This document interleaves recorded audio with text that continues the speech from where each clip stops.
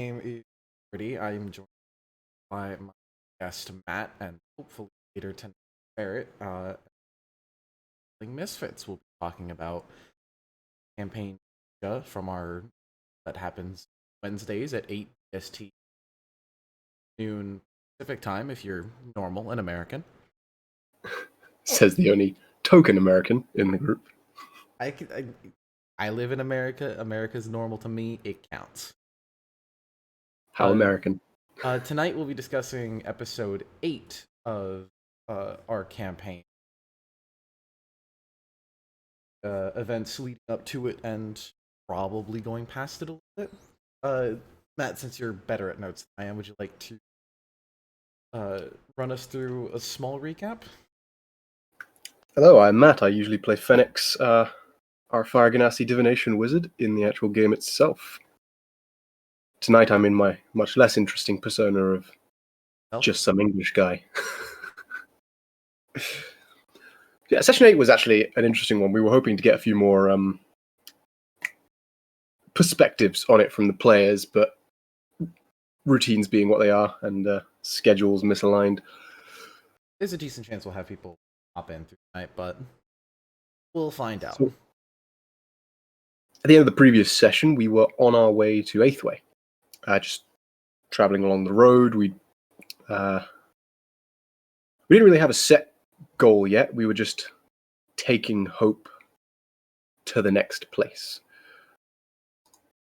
We'd got some information from Lantern about this would be the best place to go, but really at the time the group was fairly aimless. Until we were given what has been affectionately dubbed our shopping list. In the church in Eighthway, we met the clerics of the main temple to Akaran. And they told us we needed to, well, not construct, we needed to gather the ingredients to construct a special amulet that could be used to magically shield Hope from divination magic, being recognized as the Fenicama, whatever that is. We players still don't really understand that particular aspect. So we didn't know that. We're still figuring that out now, although we've taken a bit of a detour. And personal character growth, yeah. Yes, we were instructed to find, in order, giant spider eyes, which we were informed are particularly common around the Ulgorn Mountains around Gathno. This will be particularly interesting as the entire Ulgorn Mountains are very dwarf-heavy, and we happen to contain a half-drow in our party. Yeah. There is a somewhat famous rivalry between the dwarves and the drow, considering it was the first drow who was the one who, if not directly, indirectly caused the death of the dwarf god. So, that will be interesting, although it is quite late in our journey. Yeah, hopefully tensions are not as high. Oh, hi. And we have a ferret. Hello. Sorry about being late. Don't worry about it. Here now, that's all that matters. Yeah. The next ingredient on the list was unicorn tears. We were not given a specific locations for this one, although we were told they have been known to be spotted in the Faltorn forests. So, among other places. Among other places. Next up was a Wyvern Stinger, which, again, a vague location of being located in Cathania. Apparently wyverns are something of a pest around those parts. Then, if it can easily tear you limb from limb? I believe it's supposed to be in comparison to dragons. Sure. The fourth item was a goblet of Ilganess tin, which could only be located in Rak Ilganess, right up at the tippy north of Cathania. So that was a definite stop on the route, as it were. And finally, a book, Thranrak's Observations of the Unseen, a book by a dragonborn arcanist from Rak Viknag, who had died a decade prior. His work was apparently not very well disseminated and therefore quite rare, with only maybe a few volumes existing, perhaps even only one. So That will be an interesting one to acquire for sure. We were given a small 500 gold down payment and essentially told to go on our way. It was up to us to figure out how and the best way to go about this scavenger hunt. So naturally, the party then immediately decided to go to the theatre.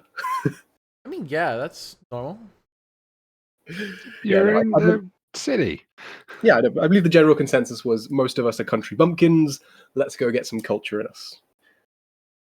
Which didn't end too well because we ended up going to a Romeo and Juliet style tragedy, which had a very interesting take using kind of a narrator and miming actors as a chorus. Yeah. And the majority of the party, it seemed, it went a bit over their heads. Yeah, we're not the most cultured party. I wouldn't call us like highbrow, classy theater goers. I mean, Althea and Yareth liked it.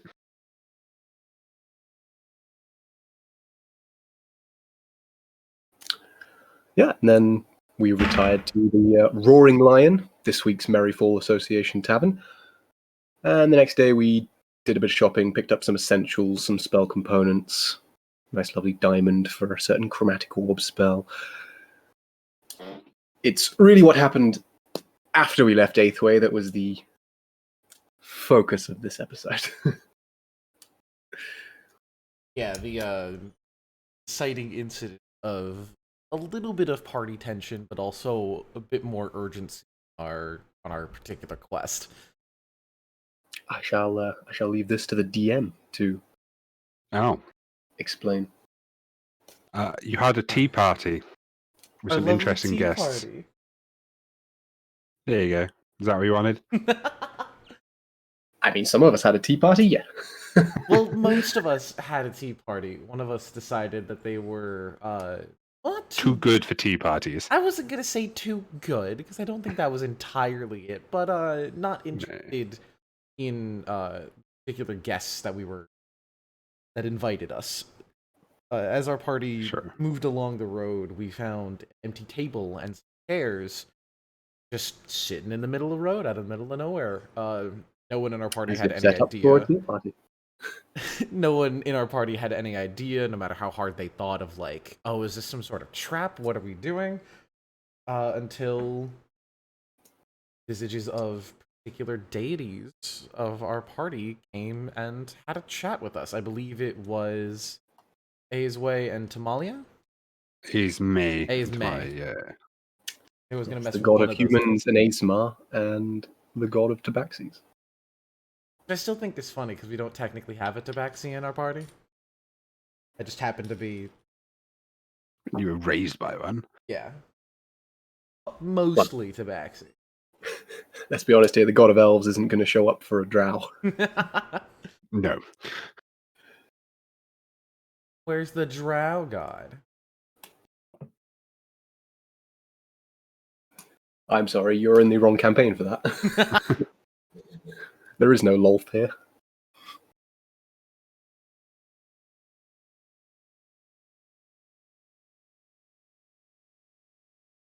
Essentially just a divine blessing for what we were doing. Phoenix decided to abstain. While the rest of the party sat down for the tea party, he returned to the carts and did not take part. And after the party was over, everyone in the party, Phoenix included, got spectacular gifts that will allow us to tap in a bit more to our class style and ability to do what we really want to do during combat. Yes. However, one of us didn't decide to open their gift. At this point, obvious. Yeah, Fleet got a lovely pair of boots. Ash got some funky, thorny braces. Gareth got his belt buckle. Got a belt buckle, which in retrospect makes a lot more sense, but at the time was a bit odd. And Althea got a lovely tiara with 7 diamonds.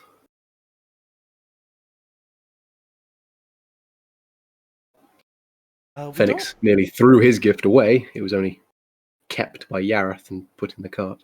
We don't exactly know what gift Fenix got, as he has still refused to open it. And No? hopefully we're going to have a conversation with him about that at some point in the future. Oh, we do know, because Yareth opened Fenix's gift. We don't know what Did he? it does. It's a book. All we I, know can't, is I that don't it's a remember book. him opening it. Yareth opened the gift See. and saw it was a book. Did Ah. not pry any further. That's all. Can't remember. Oh well. Yes, 'tis a book. Turns out it's just like hentai. Just a But my name is dirty not porno. Samuel Jackson.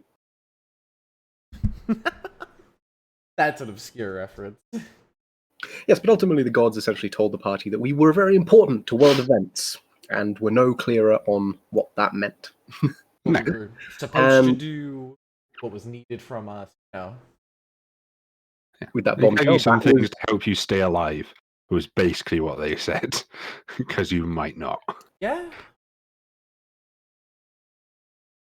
It was quite literally just a, hey, we know things are going to get real rough here, so here's some nice presents. Don't die, please. Kind of need you.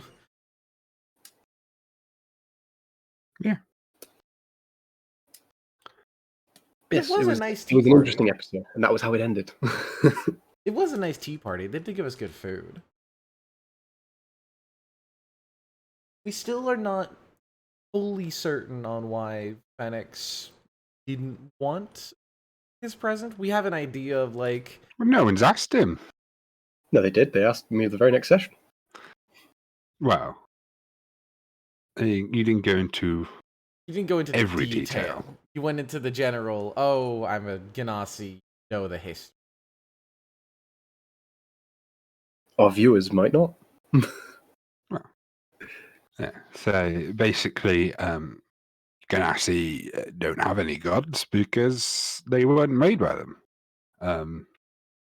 And so my understanding is Phoenix feels that because he doesn't have a god, that why should he give a single toss about them, basically?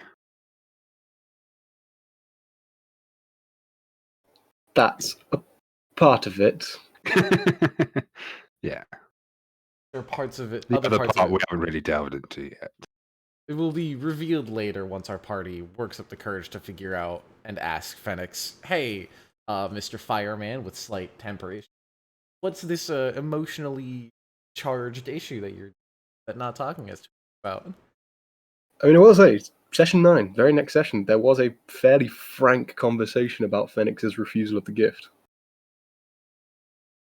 Yeah, fairly frank, I think, is a good way to put it, because no one really pushed the issue, and they were just like, okay, if you don't want to have your god powers, that's fine. It was a bit confusing for most of us, I think, because almost everyone in the party is spiritual in some way. Whether it be to a patron, an ideal, or an actual god. Well, you say that, but Yareth doesn't actually know who his patron is. Because he doesn't know Mm. doesn't mean he doesn't practice. I think that belt buckle is certainly going to we don't know what it does, but I have a feeling it's going to cause some issues down the line. Just based on what it's doing. The characters don't know what it That's does. what it does. We know, as players, we know it is absorbing souls. Probably. It's absolving something. Yeah. Shadows, don't know souls, souls. essence. It's something. Something not It is absorbing good. something from magical creatures that die near Yareth. Which is... We know little more than that, and we know even less as characters because we can't see this happening. Only Yareth can. Yeah. Which, He's also the only one who can hear it burp yeah. The fact that satisfactorily. The fact that it's eating them, also not rather, a little concerning.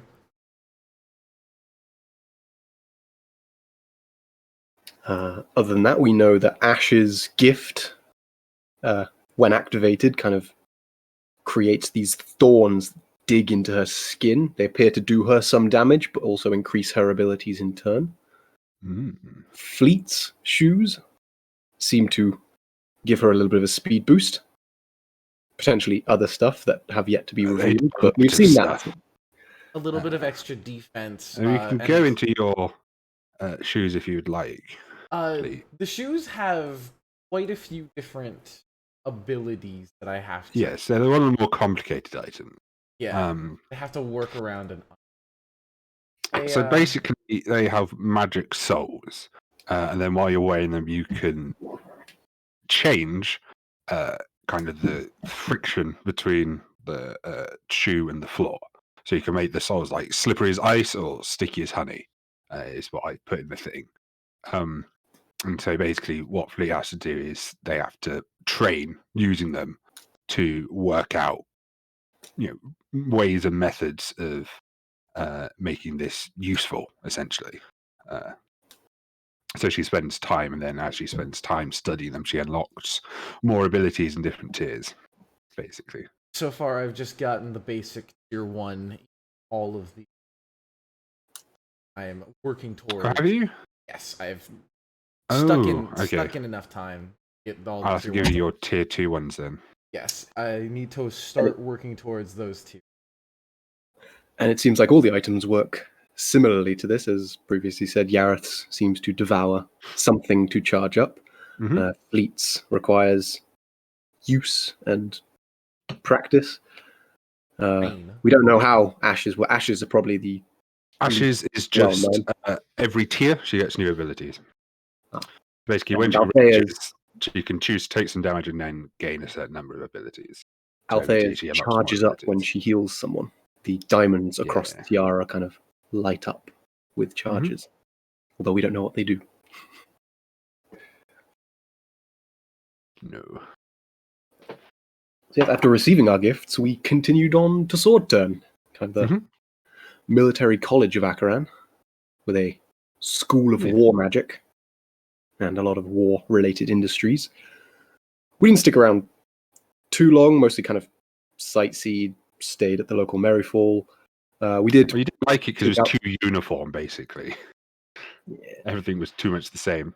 We did a bit of kind of grunt work, helped out a university wizard with a small task, but like I said, didn't really stick around long. The only thing of really note happening was that aforementioned frank conversation about Phoenix's refusal of the gift, which essentially explained, for the most part, the situation with Ganassi in Gaecia, in that we are a dying race caused by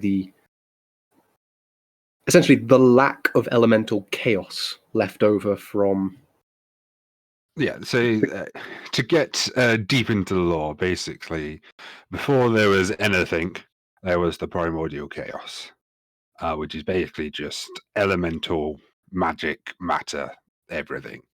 And then from that, it kind of solidified, quote unquote, into the world now known as Gaecia. And then kind of this is where the dark times and dark wars kind of began as more complicated things like life began to appear. Again, all still through the quote unquote solidification of this primordial chaos, this energy into actual thing. Presumably at first elementals, and then gods.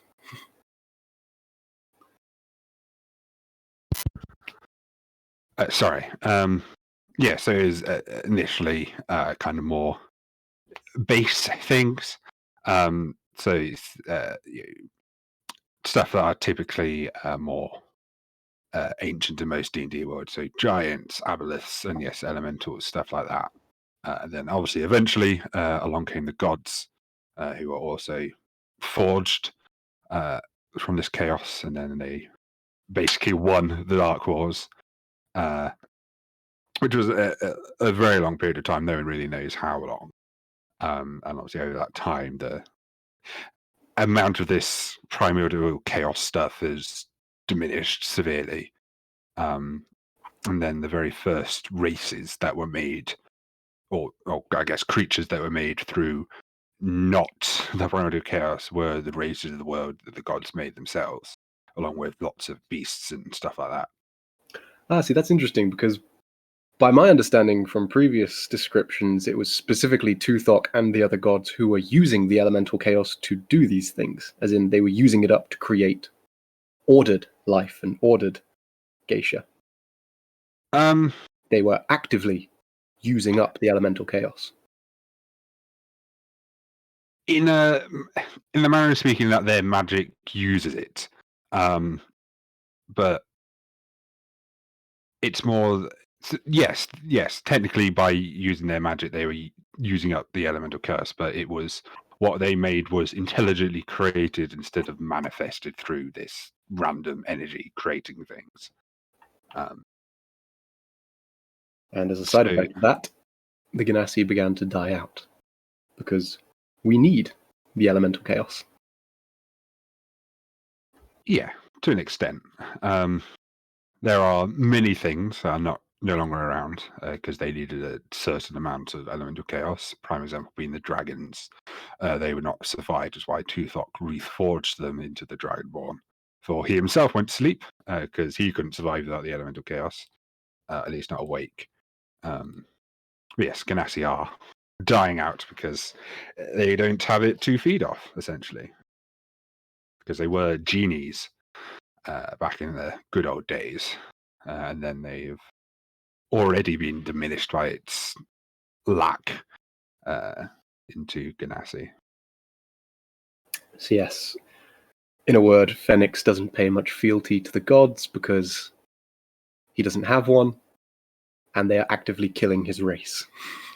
But so are you. Every time you use magic, you are using energies from the primordial chaos. Anytime anyone uses magic, that's what it is. It is the channeling of these energies.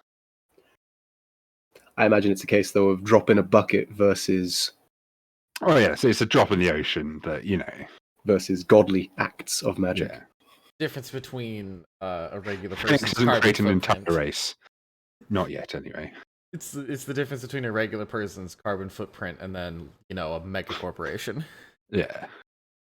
Oh yeah, I can walk to work and have a smaller carbon footprint, but then giant corporation is also have 10 times my carbon footprint size. Yeah, I walk Drop to it, work drop it a bucket. at CO2 RS. Like, Don't do RS. I don't know. Yeah, sounds like it might be a potentially harmful work environment. Yeah, Phoenix is. This was all explained this episode, that Phoenix does not want to accept gifts from the gods who are killing his race, and seem to have no interest in helping them, as they have their own races, their own creations to deal with.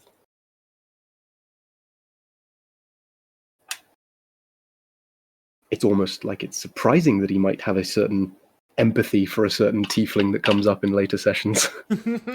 What? No.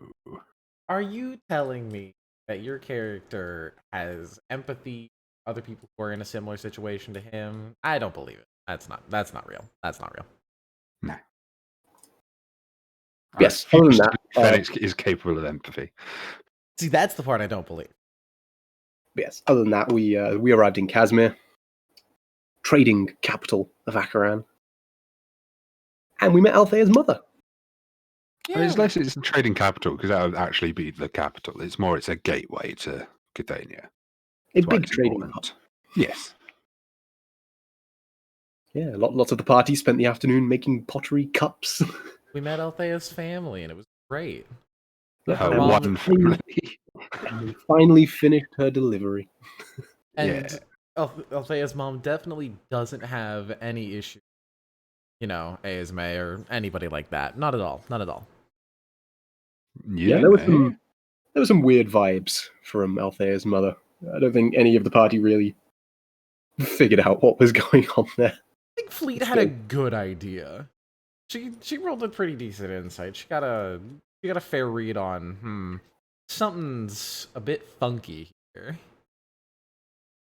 Yeah, there seemed to be unexplained issues between Althea, her mother, her status as an Azamar. Unresolved issues. Sure. We also bought horses. Finally, it took us long enough. I did gift you 5, and you did kill 2 of them. So Not on purpose. I would argue, in fact, that you killed them. You were the one who rolled the dice. it's your fault for putting them in harm's way. It's kind of hard not to put horses in harm's way in D&D. They're just kind of there. We didn't Soaking decide up to the hip. have them there. Yes, we were in Kazmir, which was on the very border of Cathania. This would have been our kind of start to the scavenger hunt, almost the entryway into the next stage of the game. But we thought Kazmir is probably the closest we're going to be to the Faltorn Woods for a long time. And they were one of the only places where unicorns had been seen. So we decided to take a little bit of a detour just into the Faltorn Woods, just to have a quick scout around, see if we could run into a unicorn. We weren't exactly optimistic. We thought it was a bit of a long shot, but we thought, while we're here, let's go see if we can find a unicorn and scratch one of the things off the list. So we asked about a bit, tried to figure out what we could about unicorns, ended up meeting a very nice furbolg, who gave us a couple of potential locations, mostly based on the kind of natural druidic sources of magic in the area that he was aware of, thanks to his family, who typically go in and scout the Faltorn for herbs, ingredients, alchemical supplies. Very useful. Provided us all free of charge. So, that said, we set off, decided to range out into the Faltorn.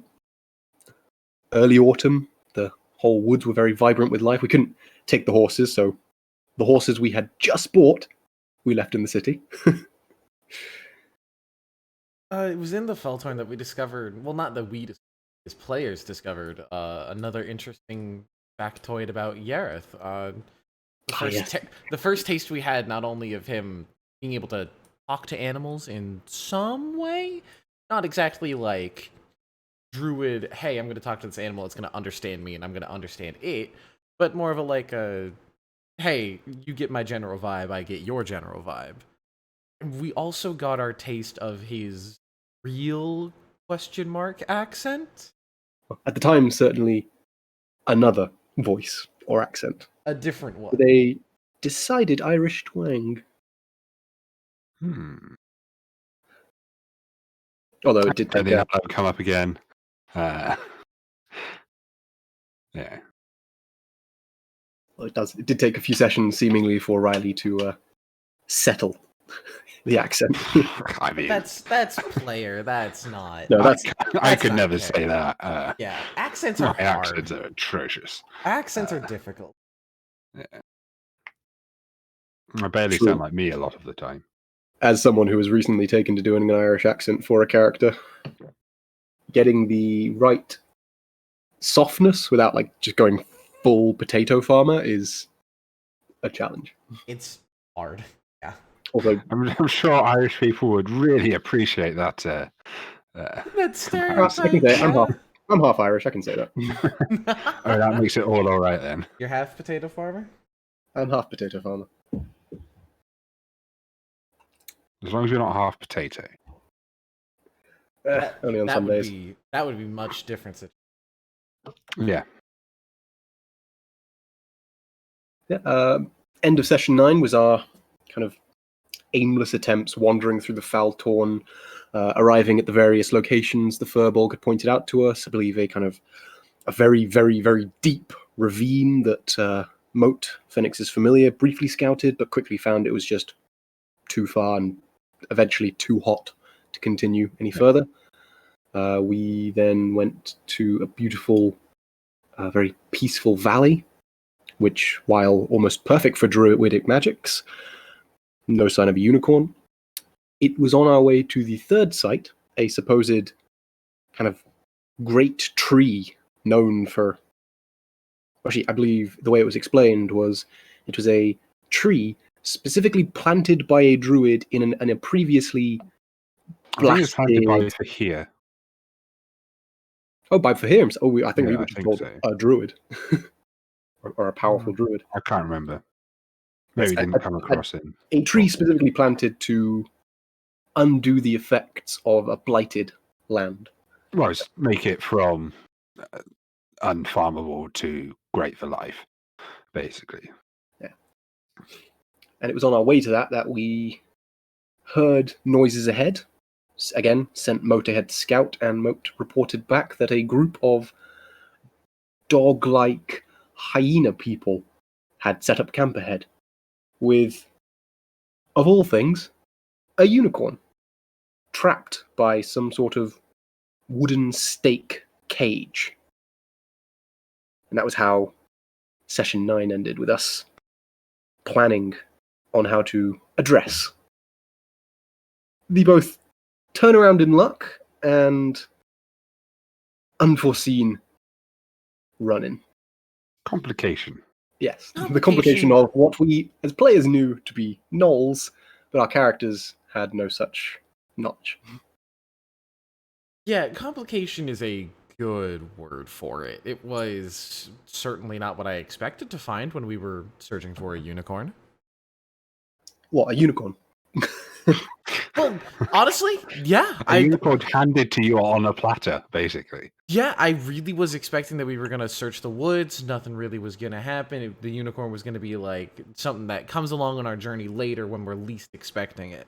I was not expecting that actively searching it was going to find it. Except, as it turns out, this was precisely when we were least expecting it. It's when I, as a player, was least expecting it, personally. Oh no, I perfectly agree. I was not expecting to find the unicorn into our first range into the Foulthorn Woods, which was why, apparently, it was the perfect time to throw a unicorn at us.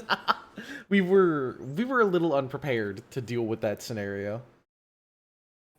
I think you dealt with it pretty well, but that was episode 10. Yeah, session 10, we'll talk about that later. Yeah. But prepare with it we did, because the very next session we started off by assaulting the Gnoll camp. It was the first time we saw Big Ash, as Phoenix had so recently learned the Enlarge spell and was eager to try it out. Big girl. And Althea, for the first time, had her wings, so she was flying Althea with new spells. So, party did what party does. We defeated the Gnolls after a bit of a scuffle, and we examined this strange kind of wooden pen that seemed to be keeping the unicorn in. Turned out it was creating some sort of magical barrier via these glyphs carved into the wood, kind of both above and below ground. We moved them out, didn't seem to stop Ash from just ripping them out of the ground. Yeah, we did the usual party thing. We bashed our head at it until it broke. Taking the direct approach. And we met the unicorn, who... Ooh, can we remember the name? It was Falathi Cathan Athan Ithixeque Antipastis Tournicus. Fluffy Caffey Navisoki Cantapasa Tournicus. That one. A name DM presumably came up just to torment us with his own pronunciation. Yes, steward to the King of the Bountiful Grove. He allowed us gracefully to call him Falathi. Or at least he did after he had spoken to Yareth in his head. As it turned out, Yareth... Actually, no, because he spoke in Elvish to Yareth. Mm-hmm. Presuming that Yareth was the only one who spoke it, actually. Phoenix also spoke Elvish, but... Yeah, the unicorn only communicated through telepathy. Yes. Because horses' mouths don't speak good. Which was a lovely trigger for some of Yareth's abilities that he had yet to been able to use, because as a Great Old One warlock, he has the Awakened Mind trait, which means he can engage himself in telepathic conversations with creatures. But Riley, ever the great role player, had decided that Yareth would have no idea he had this ability, so had yet to use it. The unicorn speaking directly into his mind served as a lovely trigger for him attempting similar tactics and being able to use his own ability. It was something that had happened before, but not on purpose. Way back when, I believe in session 2. Yeah, I believe Yareth had said something in his head to Phoenix, but nobody really noticed that it was not said out loud. We were being a little bit sneaky, and we were being loud, and Yareth, in, I believe it was either Phoenix's or Fleet's head, said, just be quiet. And only one of us heard it, so it was a bit of a throw-off for both Gareth and the rest of the party, but it was never something that was really explored. But now in this session, way later in session 9 going into 10, there was this catalyst of, oh, I've done this thing before. How did I do it? Oh, it was like this, because I've now had this realization of, okay, this is how telepathy works. And Yes, but he did attempt to pass it off as a spell, yeah, which not as I an don't, innate ability. which I think most of the party believed, except for the one who's, a wizard. Yeah. This is a small jumping off point to take a tangent for a bit to say that I am so happy with this particular party and this group of people. I think we have such a great collection of role players and people with really interesting character decisions that might be to the detriment of their own gameplay, but act I don't know what you're talking about there. but act as like really interesting like character ideas and tweaks that make the characters and their growth much, like with Gareth and his decision to not use this feature because the character wouldn't have any idea how to use it, or Phoenix and his decision to not use his magic item because his character would not accept that. That's just a really cool thing that you don't do very often, and I'm super happy to have found a group of people who will do that. I mean, I can only agree. I enjoy every game, and that is in no small part to the players in it and the character choices they have made. I mean, yeah, the game is at least half you guys. Probably more. I'm just a framework. You do put in a lot of planning work. We give you at least 45% credit, if not more. Public service announcement to the viewers: never underestimate the amount of work your DM is putting into the game. It is always, 1, more than you see, and 2,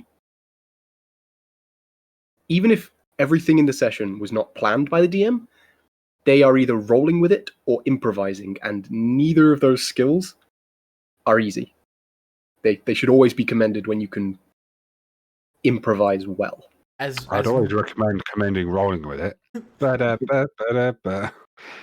Tune in Wednesdays at 12 PST, 8 BST.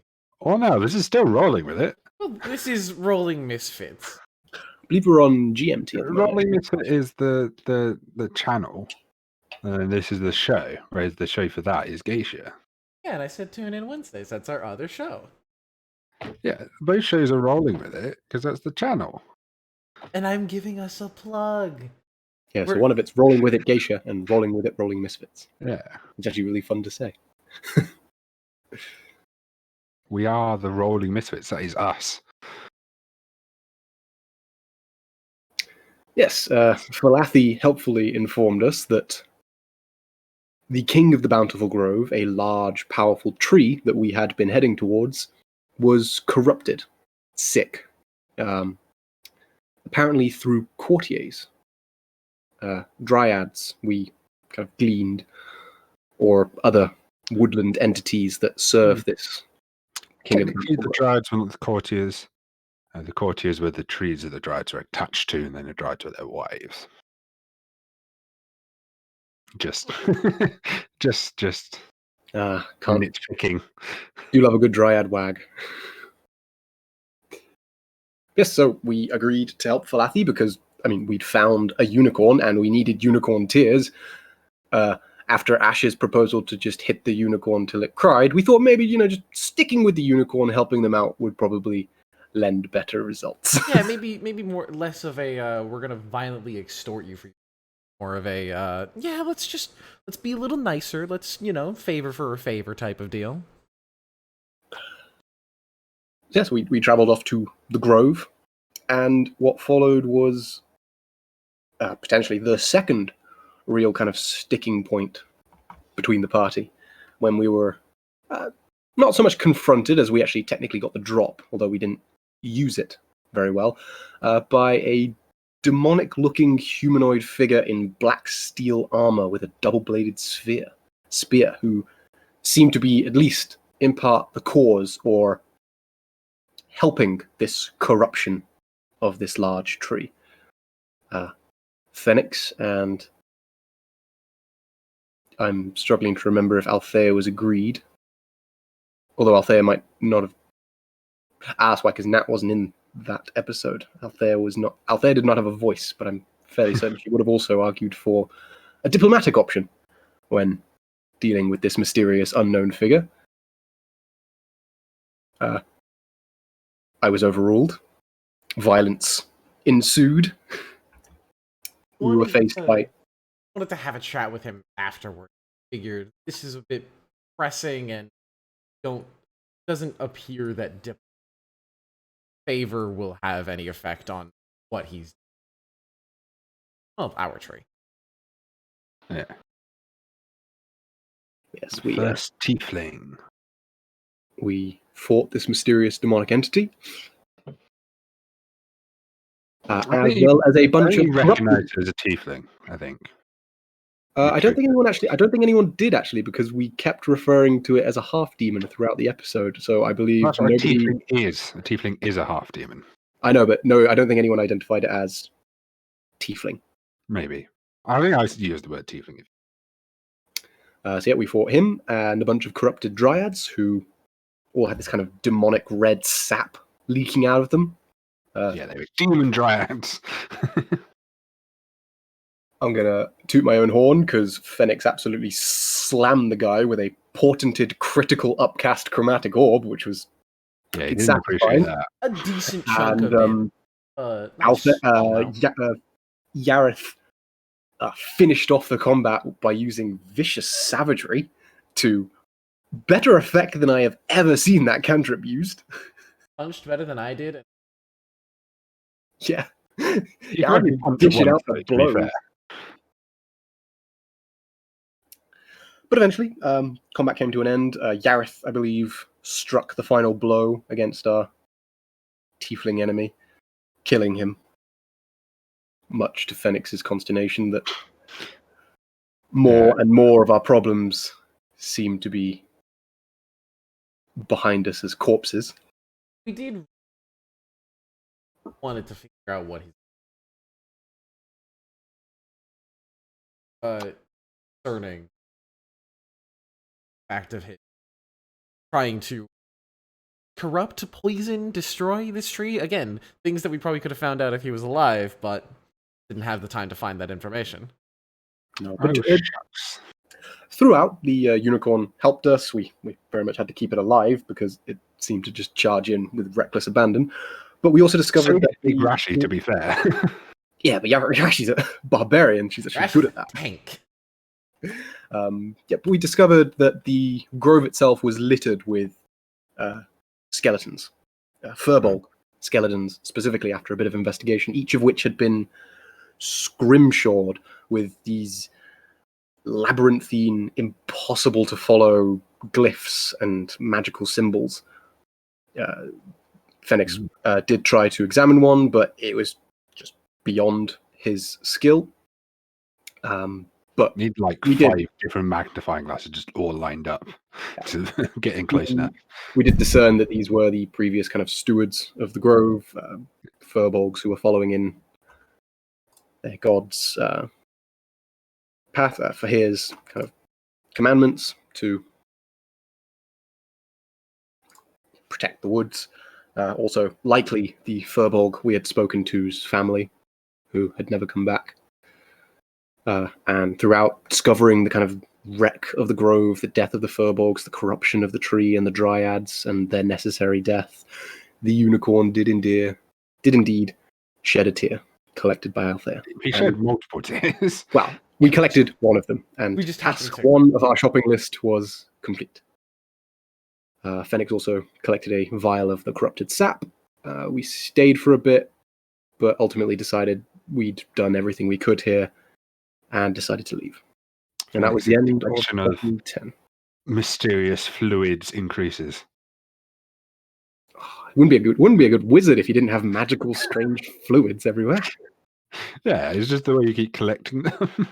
Just got my sap, got my ring. Oh wait! Just multi-class into. You don't have it yet. I don't have it yet. No. Just multi-class into artificer, then start working on your alchemist. And you can carry around even more strange fluid.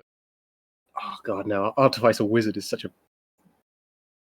It's an interesting multi-class in that I can see some real synergy between like armorer or battlesmith artificer and blade singer wizard. Any of the pure caster wizards, they are just diluting themselves with artificer dips.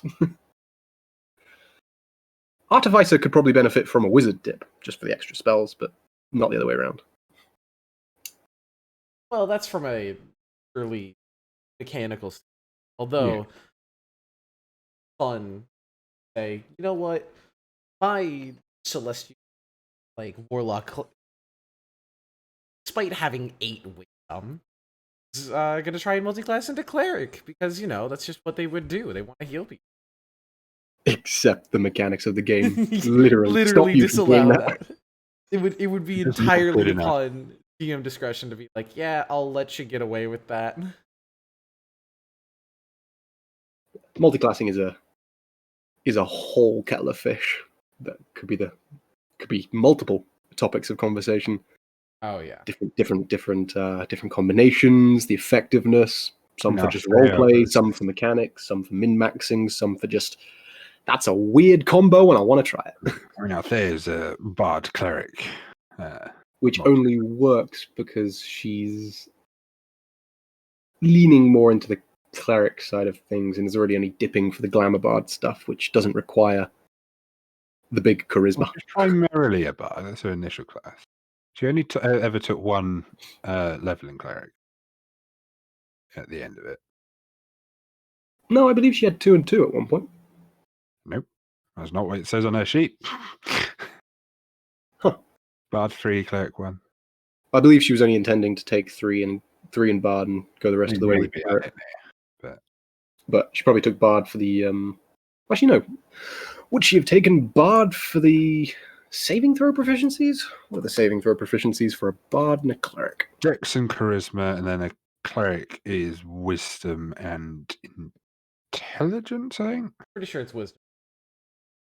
Yeah, I'd say dex and charisma are probably the better saves then. So yeah, I can see why you'd start with bard. It depends what your stats are as to which set is better. Althea did roll nice stats to make that possible. Yeah, she did a pretty. Althea and Yareth rolled the fat stats from our group. Yeah. Rolling stats is always fun. I like rolling stats. It can make the party a bit imbalanced, but oh my lord, is it fun. I'm not gonna lie, I prefer the 2d6 plus 6 method to the 4d6 drop 1 method, but they're gonna give you interesting stats either way. I prefer the variant you get in your 4d6 drop 6. Because obviously in 2d6 plus 6, you only ever the lowest you can ever get is an 8. Yeah, and 46 drop 1, you can get as low as a 3. I think it's minimum 6 or 4 or something for PCs. Minimum 3. If you roll all 1s, you would get a 3. No, I think in the PHP it's like